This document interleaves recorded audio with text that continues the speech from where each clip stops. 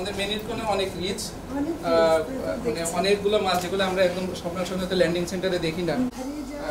আর হারিয়ে যাওয়াগুলো যেগুলো পেয়েছি মানে আমরা সেগুলো এখানে কালেক্ট করে রাখছি। এগুলো রিসার্চ দেশের আমাদের আলাদা থেকে ডলফিন ধরা।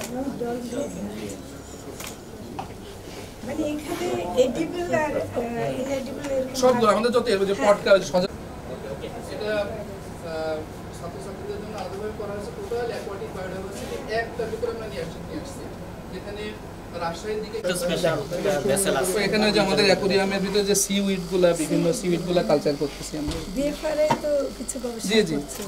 তো বিশ্ববিদ্যালয়েরও আমাদের তো গবেষণা ম্যান্ডেট সাথে আমরা একসঙ্গে বিভিন্ন মাছের কঙ্কাল আলাদাভাবে রাখা আছে এদিকে। এখানে যে শাপলা পাতা মাছ এই সবগুলোই আমরা আলাদা স্টাফিং করে রাখছি যাতে ছাত্রছাত্রীরা সবগুলো স্পেসিস পাওয়া যায়।